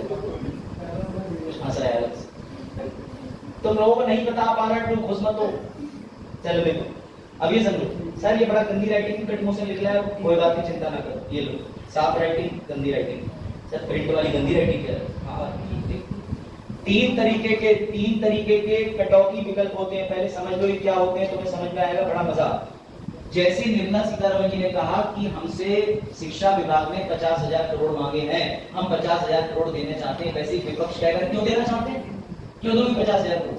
तुमने कहा ही क्या, बीएड वालों को बाहर कर दिया, तो मेरा ही बीएड था, केवीएस में शिक्षक बनता था, बाहर कर दिया। देखो, तो जैसे ही उन्होंने ये बात कही, इधर तुम लोग इधर साइड रोड में पीछे कुछ छोटा वीडियो बना दो, ऐसा चलो देखो, कटौती फेयर तुम्हें कैसे फेयर बता, तुम पुराने बच्चों ने भी बता दिया। अच्छा, तुम्हारे साथ भी घटना हुई और राज जानता ठीक नहीं है हमारे विभाग के। कॉलेज में यहाँ भी यही बता, गुजरात जेल में मैंने एक शर्ट दी थी, उन्होंने शर्ट ऐसे बांध के लिखे थे, घर जाके मैं देख नहीं पा रहा था क्या। चल देखो, तुम नीति में कटौती की अस्वीकृति, तो भैया विपक्ष जो है वो बिल पास करने पर रोक लगा देगा। निर्मला सीतारमण जी के प्रस्ताव जो चल रहे थे उसमें बीच में खड़ा होकर कहेगा बाजार तुरंत कहेंगे मैं नहीं देने दूंगा शिक्षा को इतने पैसे। तो भैया इनसे पूछेंगी निर्मला सीतारमण जी की टीम की क्यों, तो ये कहेंगे मैं डिमांड करता हूं कि इनके इस प्रस्ताव से आर्थिक कटौती करी जाए। तो वो कहेंगे ये क्या होता है, तब इन्होंने कहा कि आर्थिक नहीं तो नीति कटौती कर दो, उन्होंने कहा ये क्या होता है, फिर इन्होंने कहा ये भी ना करो तो टोकन कट कर दो। तो ये तीनों तुम्हें समझने पड़ेंगे। जब कभी विपक्ष तुम्हें आईना दिखाने के लिए, तुम्हारी सरकार की बेइज्जती करने के लिए नीति में कटौती नामक प्रस्ताव की मांग करे, तो समझ जाना कि वो तुम्हें सांकेतिक रूप से जलील कर रहा है, बजट में सिर्फ 1 रुपया कम करने की बात करेगा। जैसे मैंने कहा कि मैं शिक्षा विभाग को 50,000 करोड़ देना चाहता हूं, तो वजाहत ने कहा मैं डिमांड करता हूं कटौती मोशन। तो वजाहत इंसल्ट फील कराने के लिए सरकार को कहेंगे कि शिक्षा विभाग के जो बिल वो ये पारित करा रहे हैं उसमें से 1 रुपया काट दो। अब 1 रुपया सांकेतिक रूप से बेइज्जती है कि तुम 50,000 करोड़ दे रही हो, पिछली बार 80,000 करोड़ देके भी तुमने कौन सी शिक्षा बढ़िया करी, इस तरीके का ये संकेत दे रहे हैं। चलो मान लो ये भी प्रस्ताव उन्होंने दिया, वहां पे ये प्रस्ताव विफल हो गया, तो इनके पास दूसरा भी है, ये आर्थिक कटौती मांग सकते हैं। आर्थिक कटौती का मतलब ये है कि मैडम को 50,000 करोड़ रुपया मत दो, इन्हें 25,000 करोड़ रुपया दे दो, इतना काफी हो जाएगा। 50,000 करोड़ रुपए की शिक्षा में अभी लगाने की आवश्यकता नहीं है, इससे बढ़िया वो पैसा उठा करके डिफेंस में लगा दो। इससे बढ़िया वो पैसा उठा करके वृद्धजन की सेवा में लगा दो, इससे बढ़िया पैसा उठा करके अभ्युदय में लगवा दो, इससे बढ़िया पैसा उठा करके चाय की दुकानों पर लगवा दो। देखो सही है ना, कहीं भी लगा सकते हैं चाय की दुकान। तुम लोग सबका साथ सबका विकास, अभी तुम में से कई लोग गए नहीं है मेरे साथ, चलो चलेंगे। देखो उसके बाद टोकन कट, टोकन कट अगला है टोकन कट। टोकन कट एक सांकेतिक रूप से है, ऊपर कट रहे थे 1 रुपए, इसमें वो कहते हैं 100 रुपए काट दो, इसमें भी कटौती की बात कर रही है। एक बात ध्यान रखना, अगर इनमें से कोई भी प्रस्ताव जो विपक्ष ने पारित करने की मांग करी है निर्मला सीतारमण जी के अपने सारे के सारे बजट को पढ़ते वक्त, अगर ये पारित हो गए तो सरकार गिरेगी। ये सबसे बड़ी बात है, तो सरकार गिरेगी। और ये कहां पर पेश किए जाएंगे, राज्यसभा की लोकसभा? सिर्फ लोकसभा, सिर्फ लोकसभा। कोई डाउट? इनके पास होने से सरकार गिरेगी। मैं फिर से एक्सप्लेन कर रहा हूं, ध्यान से समझना, थोड़ा इंग्लिश वाले भी देखो। 3 तरीके के कट मोशन होते हैं। सर कट मोशन क्यों? क्योंकि बजट में कटौती करवानी है। कटौती बजट में से रकम में, रकम, इसलिए इसका नाम कैंची है, कटौती। कैंची मत लिखाना, इसका नाम मैंने कैंची तो ऐसे बना दी, लेकिन इसे कटौती कहते हैं, कट मोशन। क्यों? क्योंकि जब बजट पेश हो रहा है तो निर्मला सीतारमण जी आई, उन्होंने मांग पड़ी विभिन्न विभागों की, उन्होंने कहा शिक्षा मंत्रालय इतना, अब विभाग तो बहुत सारे हैं, ये भी ध्यान रखना। तो जैसे जैसे विभाग की मांग पड़ी, विपक्ष ने हाथ उठा के कहा कि मैं इसका विरोध करता हूं, मैं यहाँ पे कट मोशन यानी नीति में कटौती की मांग करता हूं, यानी इनके बजट में से 1 रुपया काटो। अब किसी मंत्री के में से 1 रुपया काटने का मतलब तो हुआ कि इंसल्टिंग फील कराना, क्योंकि 1 रुपये से कोई फर्क पड़ेगा क्या, लेकिन ये बहुत बड़ी इंसल्ट है। तो सुप्रीम कोर्ट का एक किस्सा याद होगा प्रशांत भूषण वाला, जिसमें उनके 1 रुपये अवमानना का फैसला था। एक समय पे हमारे देश के मुख्य न्यायाधीश जो थे शरद आदर्श बोबड़े जी, उन्होंने हार्ले डेविडसन मोटरसाइकिल थी, वो कोर्ट प्रांगण में बैठ के उस पर फोटो खिंचवाया था, कोविड के टाइम की बात, तो उनका फोटो वायरल हो गया। प्रशांत भूषण जो एडवोकेट है जाने माने, उन्होंने उस पर कमेंट कर दिया कि इन्हें शोभा देता है, कम से कम हेलमेट तो लगा लेते, खड़ी गाड़ी को कौन हेलमेट लगाता है, अलग एक बात। तो उसके बाद उन्होंने कहा कि हेलमेट तो लगा लेते, कोविड में मास्क भी नहीं लगा था, कुछ भी नहीं लगा था। मेरे से लोग कमेंट करें पीयूसी परमिशन सब लेके बैठते हैं हाथ में, समझ रहे? तो सुप्रीम कोर्ट अपने आप में जो सीजीआई होते हैं ना, वो चलते फिरते office of the supreme court होते हैं, वो चलते फिरते फैसला सुना सकते हैं, चलते फिरते समझ लो अपने आप में इंस्टीट्यूशन। तो उन्होंने अवमानना का नोटिस जारी कर दिया कि तुम कौन होते हो भैया कमेंट करने वाले, मेरा निजी जीवन भी है ना, मैं चाहे पीऊँ, समोसा खाऊं, बाइक चलाऊं, घोड़ा गाड़ी चलाऊं, चाहे रमी सर्कल खेलूं, ड्रीम 11 पे टीम बनाऊं, मेरा अपना अधिकार है।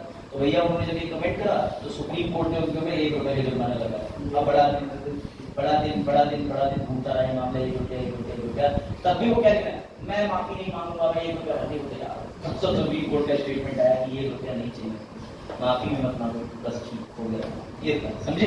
तो इस तरीके के निजी मैटर होते हैं। या अखबार में चला तो तुम्हारे सामने नाम ले दिए, व्यक्तिगत चलता नाम नहीं लेते, कॉन्फ्रेंस करते तो चलो देखो इसमें आ जाओ। Policy cut, economic cut, cut token, क्या हुआ बात? अरे देखो समझो, विपक्ष ने पॉलिसी कट की बात कर ली, पॉलिसी कट, नीति कट, कितना रुपया कटेगा? एक बेटा इनके नाम हिंदी में याद रखना, 1 रुपए को तुम कहीं टोकन में मत घुसेड़ देना, कम से कम टोकन 100 रुपया का तो लो, चीज खाने जा रहे मेले में, 100 रुपए का टोकन लो, ज्यादा देर चलेगा, ऐसे याद रखना। बीच वाला इकोनॉमिक कट है, यानी कि नीति का मतलब यह है कि इन्होंने मांगे हैं 100, इन्हें दे दो 50, इन्होंने मांगे 20,000 करोड़, दे दो 10,000 करोड़, यानी कि बीच में है, बीच का रास्ता, रकम को आधा करना, रकम को कम करना। सबसे पहला वाला है पॉलिसी कट, ये सीधे सीधे इंसल्ट होती है, इसमें सीधे कहते हैं 1 रुपया देगा तेरे को, बात आई समझ में आपकी नहीं? 1 रुपया देगा कि 1 रुपया काटेगा, कट करेगा, सब सुर में सुर मिलाना है। सर भैंस ने पानी पिया, फिर भैंस घर चली गई, हाँ पर्यावरण देखो, पढ़ो पढ़ो पढ़ो, अभी मजा आएगा और आनंद आएगा, एकदम आनंद से भर जाओ, खूब पढ़ो, पढ़ लो, तुम्हें नींद नहीं आएगी, तुम मुझे नहीं आती। चला कटौती प्रस्ताव, तुम तो प्रैक्टिकल करे हुए हो, देखो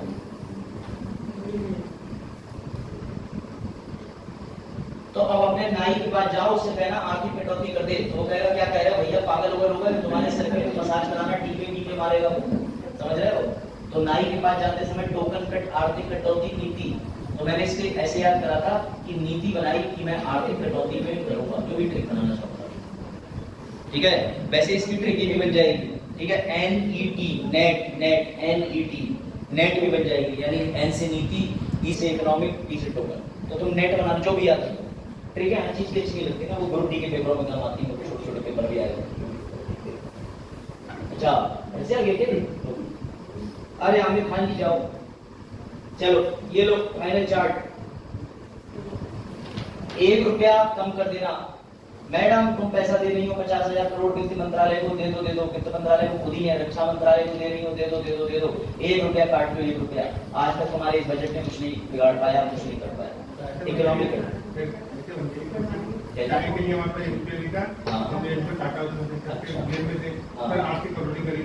नहीं, जो तुम बात कर रहे हो 1 रुपया किसी को जाता नहीं है। 1 रुपया इंसल्ट के लिए, जैसे मैं बता ये कहूँ तुम कल से क्लास में आओगे नहीं मेरी, और मैं एंट्री तुम्हें दूंगा लेकिन 2 सेकंड लेट दूंगा एंट्री। ये क्या बात हुई? 2 सेकंड लेट, मतलब सब अगर आएंगे तुम्हारे तुम खड़े होकर बोलूंगा 1 2 अब आ जाओ, ठीक है बात।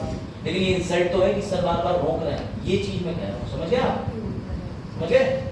शीर्षासन बहुत जरूरी है, समझो। ग्रांट रिड्यूस करना, इकोनॉमी कट हो गई। कट कैसे हो गई? जैसे तुम्हारे बत्ती चली जाती है, पूरे दिन में आधी बत्ती आती है आधी गायब, तो इकोनॉमी कट। टोकन कट, तो टोकन कट में 100 रुपए कम कर दो। अब देख लो 50,000 में से 100 रुपए बताओ सी-सेट वालों को कितना आएगा उत्तर? 49,900। कोई ऐसा तो नहीं है जो 49,000 ही लेते, तो इसका मतलब तुम्हारा बुद्धि बल घुटनों में है। इसका मतलब ये है तुम घुटनों से खाना खाते हो और सर दीवार पे मार देते हो। ये लो ये सवाल पहले ये बता दीजिए, ये बता दीजिए अगर कट मोशन पास हुआ तो लो देखो एंजॉय करो। होगा ही नहीं, लोकसभा में मेजोरिटी किसकी है? तुम निर्मला सीतारमण जी के खिलाफ बिल पारित करवाना चाह रहे हो, वो भी उन्हीं के बैठे हुए लोगों से। ये तो यही बात हो गई, तुम सब पीलीभीत के होना ज्यादातर। अब मैं तुमसे कहता हूं बताओ Lucknow is capital of India की पीलीभीत बनाए, तुम लोग पीलीभीत बनाओ, पीलीभीत बनाओ, समझ गए? या मैं तुमसे कहूं लखनऊ अच्छा पीलीभीत, तो तुम में से पीलीभीत, समझ गए? वो कहां रहती है? पीलीभीत, समझ गए? इस पे लखनऊ आ सकता है। ये ना तेज तुमने, अरे वो वाली यहाँ रहती है या पहले वाली कहाँ रहती है? देखो नीतियों की बात हो रही है, नीतियां, समझ रहे हो? तुरंत दिमाग एक्टिव हो जाता है। नींदधारियों देखो, तो ये दुख है, ऐसे यूनिवर्सल मीन निकालने पड़ते हैं। चलो मान एक चीज और, अब आए। अरे अभी जूम करके दिखाऊंगा, चिंता ना करो, तुम लोग आते ही इसीलिए। देखो अब अगर 106 से 109 मंत्रालय अपने अनुदान उन्होंने दे रखे हैं, कभी कभी डबल भी हो सकते हैं, तो क्या तुम्हें लगता है कि मैडम पूरे दिन अनुदान पढ़ेंगी? जैसे ये मैं लिखे छोड़ो, अरे छोड़ो, छोड़ ही नहीं रहे कॉपी, छोड़ो, हाथ छुड़वाना पड़ रहा है। तुम्हारे ऐसे पीछे से नहीं खोली हमने, खाली ऐसे दिखा रहे हैं, अनुदान के लिए एग्जांपल दे रहे हैं। जैसे ये अनुदान है, अब मैडम ने एक अनुदान पढ़ा, उसी में 10 मिनट लग गए। अब 200-250 अनुदान पढ़ने का मतलब पूरा दिन। तो बेटा यहाँ काम आता है बुलेटिन प्रस्ताव, गिलोटिन। ये गिलोटिन मैं तुम्हें पहले ही बता चुका हूँ। इस गिलोटिन का मतलब होता है कि जो बिल है, इसमें ये पढ़ो, शिक्षा विभाग 50,000 करोड़ देने हैं कि नहीं देने, सिंपल सी बात, कोई ज्यादा नहीं। अभी तक मैडम पूरा पढ़ लेगी, बस 2021 में माध्यमिक शिक्षा परिषद ने ताली बजाओ पहले सब, तुम्हें नहीं बजानी है, मतलब बज रही है कि बहुत अच्छा काम करा हमने। मिड डे मील योजना के तहत पन्नी भर चावल बांटे, उसके साथ लोगों ने दाल मिला के ऐसे गोल गोल घुमाई और दिखाया हमें कि दाल चावल ऐसे मिक्स होते हैं। तो ये पूरी चीजें पढ़ने की आवश्यकता नहीं है। अगर एक एक अनुदान में पढ़ोगे तो सुबह से शाम हो जाएगी। इसलिए मैंने तुम्हें दिखाया है कि अगर कोई मंत्री सारी चीजों को पढ़ेगा तो उसकी स्थिति ऐसी हो जाएगी। अरे मतलब दुखी परेशान था। तो इसके लिए निजात पाने के लिए कौन सा सिस्टम निकाला है? गिलोटिन। कौन सा? गिलोटिन। आज ही अपनी समस्याओं को कम करें, गिलोटिन ट्यूब लगाएं। इसे याद रखना कुछ भी कि गिलोटिन मतलब बिल के महत्वपूर्ण पहलू। अब जैसे तुम लोग गिलोटिन विधि से पेपर सॉल्व करते हो यूपीएससी का, राष्ट्रपति अनुच्छेद 52 नहीं पढ़ाई थी, तुरंत टिक मार दिया। उसके बाद मुझे तो राष्ट्रपति अनुच्छेद 52 में बताया था सर ने, उसमें 53 में पता नहीं क्या पूछ लिया, पेपर ही गलत सेट हुआ था, ये तो कॉमन मिला है। फिर रोते, फिर तुम्हें भैया कहते हैं चिंता ना करो, मैं 20 बार फेल हुआ हूँ, मैं तुम्हारा निकलवा दूंगा। चलो ऐसा होता है ना जीवन में। अब लोग भैया तुम्हें क्या कहते हैं, बस 2000 रुपए लगेंगे प्रति माह। चलो वही है यूट्यूब का धंधा, समझ गए ना कि नहीं समझे? देखो मैं 2 साइड से देखता हूँ। अगर तुम बहुत एग्जाम में कई बार बैठे हो तो तुम बहुत एग्जाम में कई बार फेल भी तो हो। सिक्के के दोनों पहले, उन्होंने 10 बार मेंस दिया तो 10 बार मेंस में फेल भी तो हो। यही बात मैंने दिल्ली में कह दी थी अपने सीनियर से, बोला देख तू कितना नेगेटिव है, तेरा यूपीएससी नहीं हुआ। मैंने कहा मैं यूपीएससी दे ही रहा हूँ, तो तीसरी दे रहा हूँ। बोले जब देगा तब नहीं होगा। मैंने कहा जब मैं दूंगा तब तो हो सकता है मैं और भी चैलेंज तो दूंगा ही क्यों। लेकिन खैर अलग की बात है। क्या वो ये क्यों मत हो गया? वजाहत तुमने कौन सा बटन दबाया? मैं तुम्हारी बात नहीं कर रहा हूँ, दिल्ली वाले से नियम की बता रहा हूँ। जब मैं दिल्ली रहता था तो मैं आज से 2-3 साल पहले की बात, मैं कोविड के समय गया था और अच्छा हुआ कोविड आ गया, मुझे भाग के आना नहीं पड़ा, वहां से भागना पड़ा। क्योंकि कोविड के समय पे मैं जब जाता था मुखर्जी नगर में तो वहां बड़े बड़े सीनियर घूमते फिरते थे, वो आराम से भगा दिया गया। बिल्कुल सही, वो बोले ये तो जा रहे हैं तो हमारा व्यापार खराब कर देगा। तो वहां सीनियर मिलते थे, उनके एक हाथ में 20 साल पुरानी कॉफी, एक हाथ में सिगरेट और पता नहीं कहां से चाय भी आ रही, तीसरा हाथ आ रहा, पीछे से कोई और चाय, वो दोनों हाथ। उसके बाद मुझे दिखाया गया ये साहब ये 20 बार मेंस दे चुके हैं, 6 तो अटेम्प्ट भी होते जनरल के। मैंने कहां से दिए नहीं 20 अटेम्प्ट? बोले ये बहुत ज्ञानी है, ये कई कोचिंगों में पढ़ा चुके हैं, ऐसे ऐसे करके। मैंने कहा अरे यार, मैंने तुरंत उन्हें दंडवत कर प्रणाम करा, बैच हुए उनके। मैंने ऐसी ऐसी बात है, क्या चीज? अभी आप मुझे कमेंट करा बिल्कुल बस्ती वाला, बिल्कुल बस्ती वाला। अच्छा, मैं भूल गया। तो यूपीएससी देखा ना तुमने उसका? अब वो तो मेरा फेवरेट है, वो और अभिषेक उपमन्यु। अभिषेक उपमन्यु है, उसके बाद अभिषेक पिछला ही आए थे। तो उसके बाद सुनो, जब भैया उसके बाद मैं उनसे मिला तो मैंने उनसे बैठ चुके, मैंने कहा सर थोड़ा गाइड करो, लक्ष्मीकांत पढ़ो।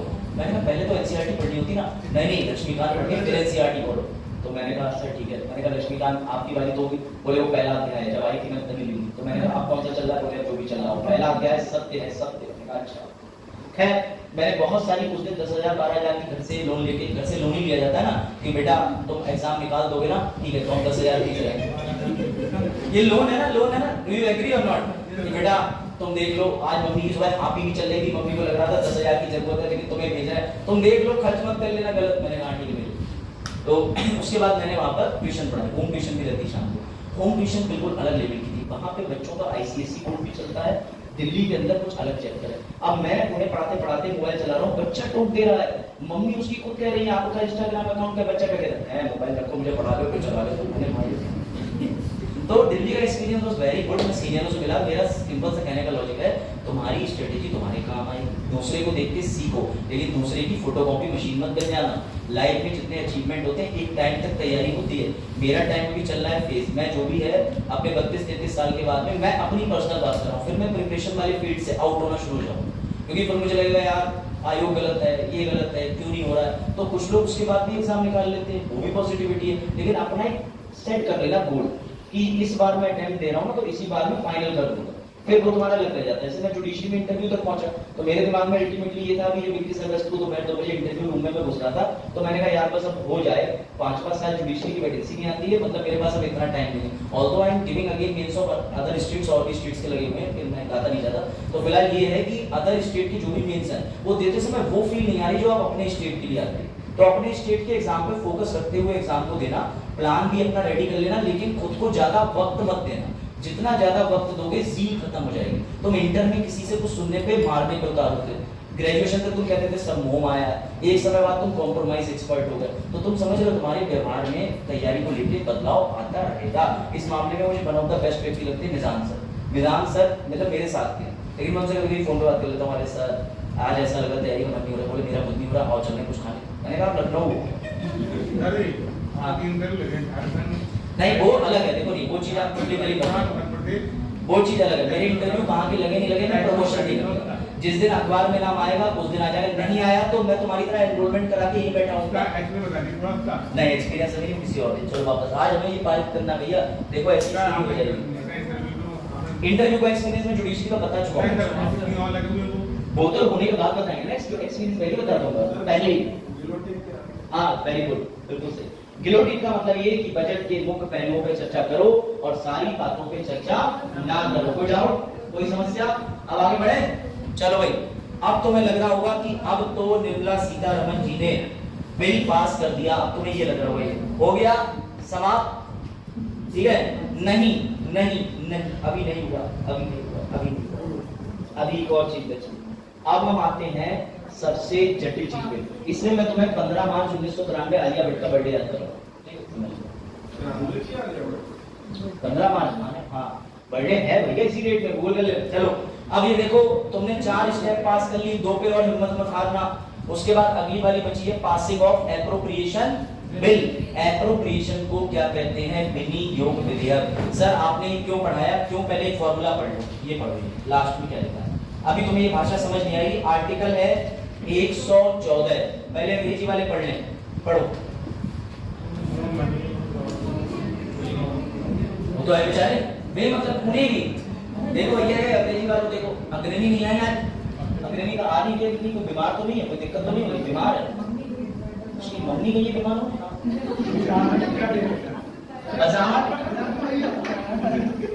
वजाहत तुम्हारे बचपन का फोटो है लेकिन ऐसे नहीं देखते अभी रुको पढ़ लेते। देखो no money shall be withdrawn from the CFI except appropriation में से आसान भाषा में लिखना है क्योंकि तुम जरा हिंदी पढ़ो पढ़ो पढ़ो पढ़ो अब रोग हिंदी वाले। अनुच्छेद के प्रावधानों के अनुसार पारित कानून द्वारा किए गए विनियोग के तहत भारत की बेटा ये पढ़ लो ये पढ़ लो ये पढ़ लो ये मैं लिख रहा हूं तो छोड़ दो तुम्हारे बस की नहीं है। कोई पैसा नहीं बिना विनियोग विधेयक पारित करे, इसीलिए बजट को लागू करने के लिए वजाहत मैंने तुम्हें जो स्टेप बताई उसमें डब्बा आप देखो वापस से डब्बा ही चला गया। ये पांचवी स्टेप क्या है, हमें ये बिल निकालना पड़ेगा, लेकिन सवाल सब बच्चों पे ये आया कि ये विनियोग अधिनियम क्या है, ये एप्रोप्रिएशन क्या है। तो इसके लिए मैं तुम्हें छोटी स्टोरी बता दे रहा हूं, वो स्टोरी तुम्हें याद रखना, ठीक है ठीक है। तो एक दिन हमारी रिस्पेक्टेड आलिया भट्ट जी, हमारी नहीं रणबीर कपूर जी की आलिया जी का बर्थडे आया और आलिया जी ने मुझे 13 मार्च को फोन करके अभिषेक तुम्हारे फ्लाइट की टिकट बुक कर रही हूँ, आ रहे हो ना 15 को।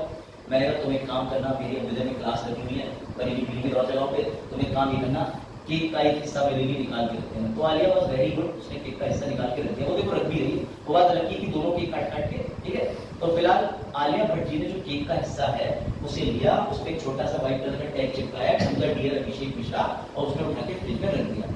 ऐसे ही तुम्हारा बजट बन गया और तुम्हारे जितने फंड हैं वो विभागों को आवंटित हो गए। क्या हो गए?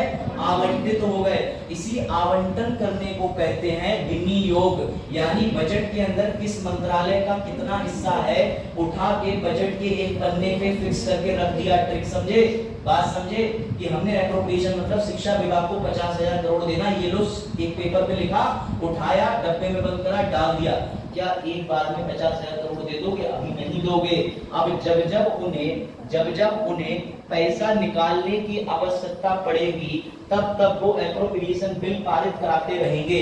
याद रखना ये चीज समझो, जब भी उन्हें पैसा चाहिए होगा वो लोकसभा में जाएंगे, एप्रोप्रिएशन बिल लेके जाएंगे, राज्यसभा में भी जाएगा, सहमति भी बनेगी, पैसा आ जाएगा। लेकिन हर बिल पर डिबेट होती है, डिस्कशन होता है, वोटिंग होती है। Around 100% attendance.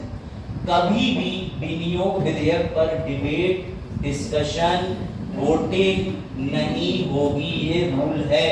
सर आपने सारी बातें बता दी, अब मैं तुम्हें आज से 2 क्लास पहले कनेक्ट करता हूँ, वॉर मूवमेंट आ जाएगा। कैसे? सर आपने वित्तीय विधेयक श्रेणी 1 पढ़ाया था, वित्तीय विधेयक श्रेणी 2 पढ़ाया था। पहली श्रेणी में आपने बताया कि सरकार ने 2000 करोड़ रुपए निकाले कंसोलिडेटेड फंड संचित निधि से, 2000 करोड़ की रोडें बनाई। अब टैक्स कितना आ रहा है? 4000 करोड़। बेटा बजट बनाते समय भी सरकार वित्तीय बिल बनाती है साथ में। क्यों? क्योंकि गुल्लक खाली करने का तुमने पूरा हिसाब किताब बना लिया, लेकिन भरोगे कैसे? अब तुम्हें उस क्लास का कनेक्शन समझ आया कि सर ने उस दिन कहा था 2000 करोड़ रुपया सरकार ने मांगा, नीति बताई, उससे पैसा आएगा। इसीलिए सरकार, ये ट्रिक क्वेश्चन है जिसने पूरे लेक्चर एक तरफ अगर ये चार्ट समझ लिया, सरकार ने एप्रोप्रिएशन बिल से बोला मुझे 50,000 करोड़ रुपए शिक्षा विभाग में चाहिए। उन्होंने कहा जब जब चाहिए बिल आओ, बिल दो, पैसा ले जाओ, क्योंकि इकट्ठा पैसा दे देंगे या तुम्हें इकट्ठी रकम दे देंगे तो हम नहीं हैंडल कर पाएंगे। जितना पैसा जिस विभाग को चाहिए एप्रोप्रिएशन बिल से निकालो। लेकिन जब बजट पास होता है तो सिर्फ बजट नहीं पास होता, उसके साथ वित्तीय बिल और एक विनियोग विधेयक भी पास होता है। क्यों? ताकि पैसा जाने का तो तरीका आ गया, लेकिन आने के लिए वित्तीय बिल की आवश्यकता पड़ती है। कोई डाउट? वित्त विधेयक क्या होता है? कुछ नहीं, जो राजस्व से संबंधित हो। पैसा आना मतलब फाइनेंस, कलेक्शन ऑफ फाइनेंस। अब ये लो ये चीज समझो।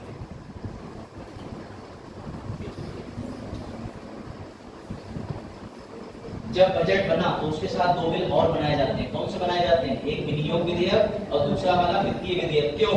विनियोग जो विधेयक है एप्रोप्रिएशन, उससे पैसा निकालो, लेकिन साथ ही बजट के टाइम पैसा किससे आएगा? वित्तीय विधेयक से। अब कनेक्शन समझे कि वित्तीय विधेयक पहले क्यों बताए थे? इधर समझ आ रहा? बताओ, तुम्हारे टूथपेस्ट में नमक है?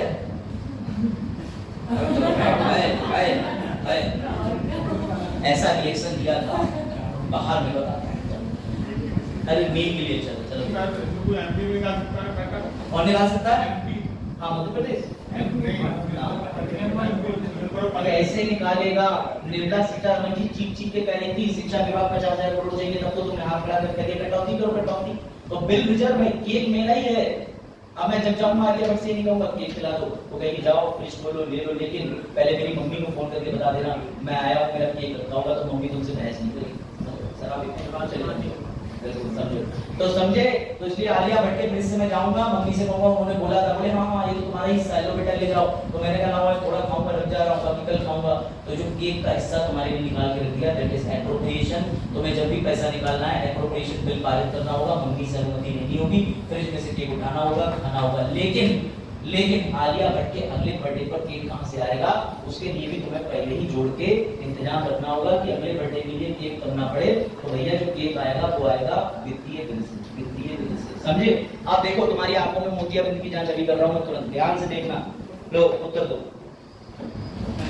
अब देखना, मोतियाबिंद के रोगी तुरंत तत्काल ठीक किए जाते हैं।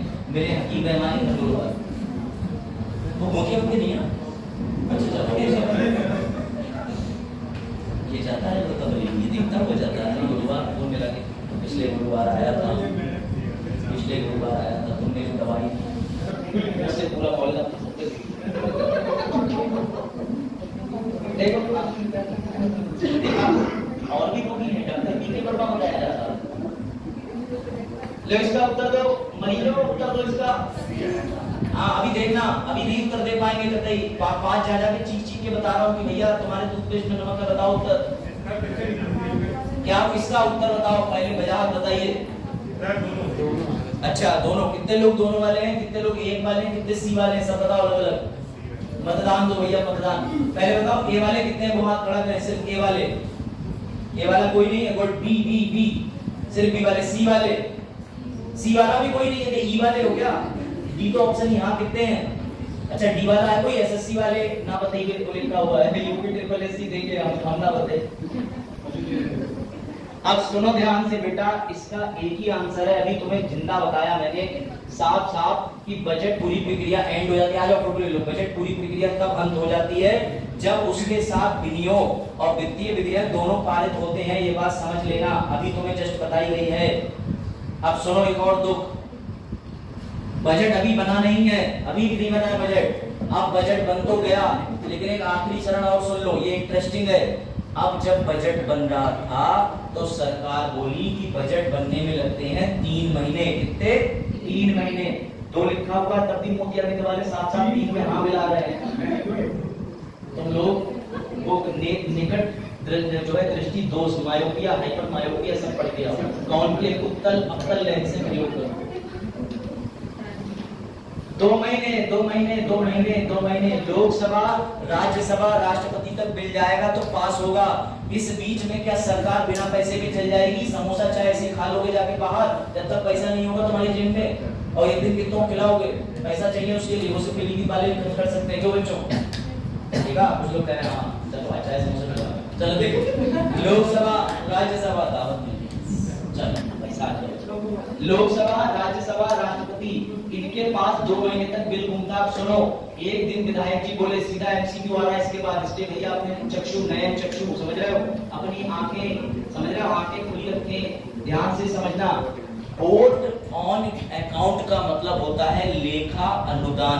बेटा बजट में टाइम लग रहा होता है, तो इसलिए हम कुछ पैसा पहले ही निकाल लेते हैं बजट बनने से पहले। लेकिन इस पे सवाल आ चुका है, बिहार पूछ चुका है, वो सवाल बड़ा जटिल है कि ये जो बोर्ड एंड अकाउंट है, मेरी बात सुनना बेहद इंटरेस्टिंग है ये बड़ा।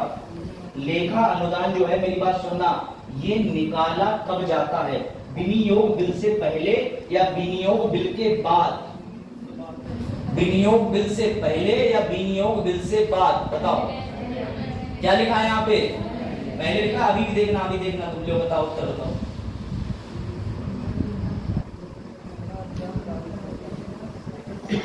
लेखा अनुदान वोट एंड अकाउंट कब पास होगा?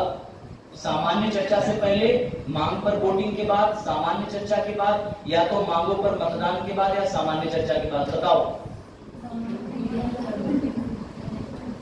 बताओ सर, अभी आपने जो लिखा वो तो दिख ही नहीं रहा, तभी तो भेजा क्वेश्चन। इसमें दिमाग नहीं लगाना है, इसमें सिंपल सी बात बताओ, चर्चा हो चुकी है कि नहीं हो चुकी है? वोटिंग ऑन डिमांड हो चुकी है कि नहीं हो चुकी है? बेटा सब कुछ हो गया, इसमें लास्ट वाले पे टिक मार दो, बात ही खत्म। आफ्टर वोटिंग ऑफ डिमांड और आफ्टर जनरल डिस्कशन, बस गंगा नहा लो, टिक पे टिक मार, समझ गए? अब सुनो, अभी चैन नहीं पड़ेगा बजा, अगला क्वेश्चन एक और दूंगा। ये लो, इसका सी है, समझो क्यों? अभी तो मजा है, डी वाले जीते थे, इलाज करो, देखो क्यों, लॉजिक लिख के लाया, पढ़ो। चल कह रहे, मैंने सी बोला, ई की आवाज आई थी उधर से। लेखा अनुदान का शाब्दिक अर्थ है सरकार के खाते पर वोट। वार्षिक बजट फरवरी के अंत में पेश किया जाता है, जिसके बाद इस पर चर्चा की जाती है। बजट के विवरण की जांच एवं संसदीय समिति द्वारा की जाती है तथा इसे मई के मध्य तक पारित किया जाता है। हालांकि इस बार यह बीच में हो सकता है, चुनाव कार्यक्रम के आधार पर चुनाव या कोई अन्य सरकार सत्ता में हो सकती है। इसे छोड़ो, नीचे वाला ऑप्शन पढ़ो। सरकार चलाने के लिए जो धनराशि निकालनी पड़ती है, वोट ऑन अकाउंट कहते हैं। याद रखना, ये कभी भी डिस्कशन के बाद निकाली जा सकती है, इसको याद रखना। डिस्कशन सामान्य चर्चा के बाद। कोई डाउट? तो एक और क्वेश्चन दे।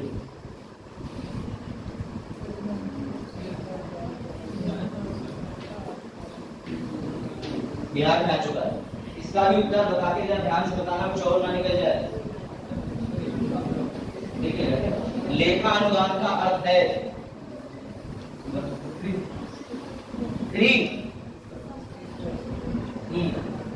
बी लगा दो, बी सही है। बोले अपनी विश्वास होगा सर, बी बोल के सी लिखा नहीं था। इसका उत्तर ये रहा, ये पकड़ो लो। अरे उत्तर ही नहीं, मैं बता देता हूं। इसका आंसर सिंपल है, जो बोला सी, ये बजट पारित होने तक लंबित धनराशि को विनियोग कहते हैं। इसके बारे में एक्सप्लेनेशन दी हुई है कि विनियोग धनराशि की आवश्यकता क्यों पड़ती है, सब भूल जाओ। सर अब तो बजट पारित हो गया होगा, नहीं, बजट कैसे पारित करेंगे, ये मैं और इसे प्यार से पारित करेंगे, समझो। जब बजट पारित हो रहा था तो सुप्रीम कोर्ट के जजेस, प्राइम मिनिस्टर ऑफिस, सभापति, ये सब लोग बोले हमारी तनख्वाह। तो भैया जब बजट बनता है उस समय पे दो तरीके के खर्चे और जोड़ दिए जाते हैं। उसमें से एक खर्चा ऐसा है जिसमें कोई वोट पड़ेगा, एक खर्चा ऐसा है जिसमें कभी वोटिंग नहीं होगी, जो पास हो जाएगा आसानी से। उसे बोलते हैं, क्या बोलते हैं? इसे बोलते हैं आरोपित व्यय। आरोपित व्यय, नॉन वोटेबल। ये ज्यादा ठीक तुम लोगों के लिए हो जाएगा, इसे मत झेलो, बस इसे देख लेना। क्यों देख लेना? इसका क्वेश्चन बना है, लो ये और देख लो अग्रिम बजट क्या होता है, फिर खत्म करते हैं। हाँ ठीक। अच्छा, एक घोषणा कर रहा हूं मैं, घोषणा, ठीक है? घोषणा ये है कि तुम देखना, एक एस्ट्रोलॉजर मेरे पास आया, उसने कहा कि बताओ भविष्य की घटनाएं अभी तुम्हें बताते हैं। तो मैंने कहा तुमसे ज्यादा भविष्य में बता दे रहा हूँ। बोले क्या? मैंने कहा देखना 2024 में अग्रिम बजट आएगा। बोले क्यों, हर साल आता है? मैंने कहा नहीं। बोले तुम्हें कैसे पता? मैंने कहा ये बच्चा भी बता दे, जब चुनाव होता है तो उस साल बजट के महीने गड़बड़ होंगे होंगे। अब सरकार चलाने के लिए पैसा तो चाहिए ही चाहिए, तो सरकार जाती हुई एक अग्रिम बजट बना जाती है। उस अग्रिम बजट को जो भी सरकार होती है चुनाव कराने के दौरान बना देती है कि लोग खर्चा कर लेना, और जब भी नई सरकार आएगी वो बजट बना लेगी। तो अग्रिम बजट की सीधी परिभाषा है, जो तुम हिंदी में खुद ही पढ़ लो।